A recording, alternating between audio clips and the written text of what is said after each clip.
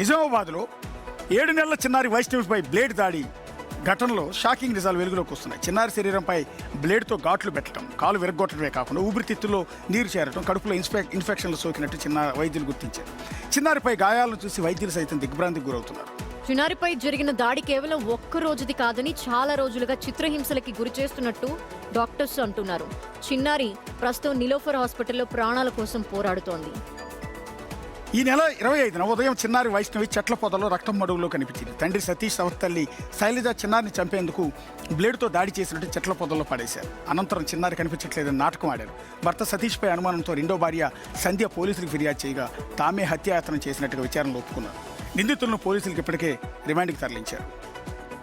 And ఒకసారి రాజేష్ దగ్గరికి వెళ్దాం. నిజామాబాద్ రాజేష్, ఏంటి ఇది? చాలా బాధాకరం. దీన్ని అసలు చాలా మనం హైలైట్ చేయాలి, ప్రజలందరికీ కూడా చెప్పాలి, చాలా సీరియస్ యాక్షన్ తీసుకోవాలి. ఎందుకు ఆ చిన్నారిని ఇంతలా వేధించారు? ఎందుకు ఆ చిన్నారిని చంపాలని చూస్తున్నారు? అటు 7 నెలల పాప, ఆ 7 నెలల పాప అసలు ఇంకా ఏమీ తెలియదు, అభంశుభం తెలియని పాప పైన ఎందుకు అంత దాడి చేసి చంపేయాలి, లేదంటే ఇన్ని హింసలు పెట్టాలనిపించింది వాళ్ళకి? అశోక్, జరిగిన ఘటన నుంచి డే 1 నుంచి మనం ఇది ఫాలోఅప్ చేస్తున్నాం. ఇందులో కంపల్సరీగా మనం తండ్రి సతీష్ ఎవరైతే ఉన్నారో తన వాయిస్ కూడా మనం తీసుకోవడం జరిగింది. ఆ వాయిస్ కూడా కొద్దిగా ప్లే చేయండి. ఎందుకంటే విచారణకు ముందు తండ్రి నాకేం తెలియనట్లుగా, నేను అసలు ఈ ఘటనని చేయనట్లుగా మాట్లాడడం జరిగింది. ఆ తండ్రి వాయిస్ తీసుకున్న తర్వాత విచారణ చేసిన తర్వాత మనం 2 కోణాల్లో వార్త ఇవ్వడం జరిగింది. ఒకటి, తండ్రికి తెలియనట్టుగా తండ్రి పడుకున్నప్పుడు పక్క నుంచి నా పాపను తీసుకెళ్లారని చెప్పాడు. కానీ విచారణ తర్వాత తండ్రి పినతల్లి ఇద్దరు కూడా ఈ ఘటన చేశారని ఒప్పుకున్నారు. దీని తర్వాత ఇద్దరు కూడా ఆల్రెడీ రిమాండ్కి వెళ్ళారు. కానీ పాప ఇంకా బ్రతకాలంటే, పాప ఆరోగ్యంగా బయట రావాలంటే ఇంకా 2 నెలలు టైం పడుతుందని వైద్యులు చెప్తున్నారు. ఎందుకంటే ఇప్పటికే చాలా ఇన్ఫెక్షన్ జరిగింది. ఒకరోజు జరిగిన ఘటన కాదు ఇది, ఒకరోజు చేసిన దాడి కాదు ఇది. చాలా రోజులుగా పాపపై దాడి చేసిరు. ఆడపిల్లని కన్నారు. ఒకవేళ కనే ఇష్టం లేకపోతే, పాపని పెంచే ఇష్టం లేకపోతే ప్రభుత్వానికి ఇచ్చేయాలి. అంతేగాని ఆల్రెడీ ఇద్దరు పెళ్లి చేసుకున్నాడు. ఫస్ట్ భార్యకి 3 ఆడపిల్లలు, రెండో భార్యకి పాప ఎలా ఉంది హాస్పిటల్లో? ప్రస్తుతం నిలోఫర్ ఆసుపత్రిలో పాప చికిత్స పొందుతుంది. ఇంకా 2 నెలలు టైం పడుతుంది.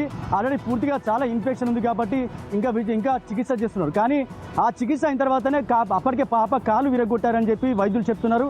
ఇంత అమానుషమైన ఘటన లేదు. రాజేష్ ఒకటి క్లారిటీ ఇవ్వండి. పాప తల్లి ఎవరు?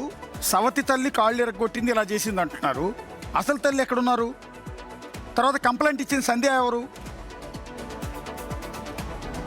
అసలు తల్లి ఇచ్చింది ఎవరైతే పాప తల్లి ఎవరైతే ఉన్నారో ఆ సతీష్ అనే రెండో భార్య.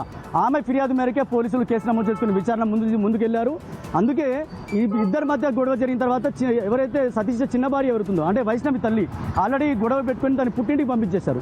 తర్వాత సతీష్ అలాగే పినతల్లి ఎవరైతే ఉన్నారో, అంటే పెద్దమ్మ, అంటే వాళ్ళిద్దరు కలిసి పాపని చంపాలని కుట్రపోనంతో చేశారు. బ్లేడ్తో గాయపరిచారు, ముళ్ళ పొదలో పాడేశారు. ఏమీ తెలియనట్టుగా మాట్లాడారు. అందుకే పోలీసుల విచారణలో ఎవరైతే సొంత తల్లి ఉందో, సొంత తల్లి ఇచ్చిన ఫిర్యాదు మేరకే ఈ కేసు ముందుకెళ్ళింది. భర్తతో గొడవ పడింది ఆమె.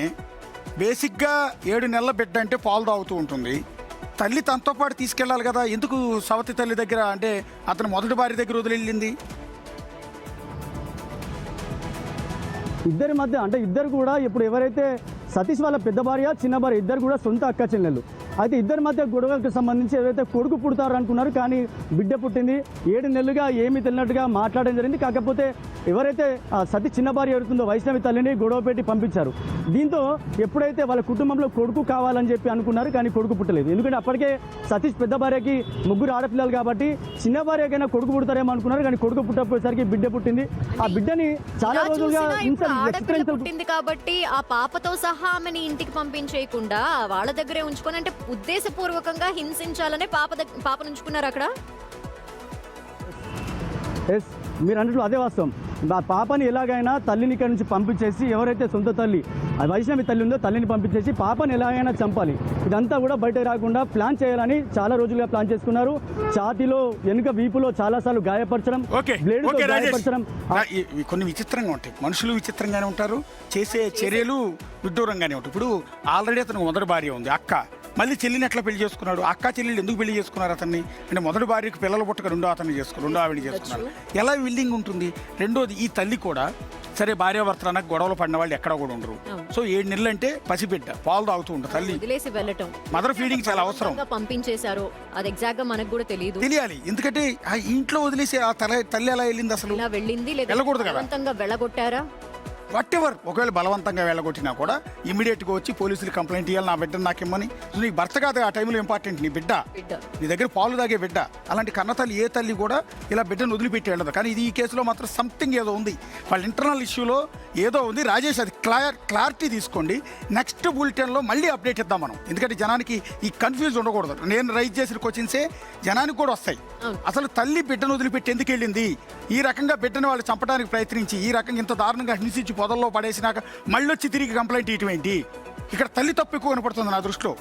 ఉద్దేశపూర్వకంగానే అంటే ఆడపిల్ల పుట్టిందని ముందు నుండి వేధిస్తున్నారు అంటే ఆ పాపకి ఏదో థ్రెట్ ఉంటుందని ఆ తల్లికి కూడా తెలుసు కాబట్టి అంటే ఎందుకు ఇదంతా ఒక మిస్సింగ్ కనిపిస్తోంది లింక్. చూద్దాం నెక్స్ట్.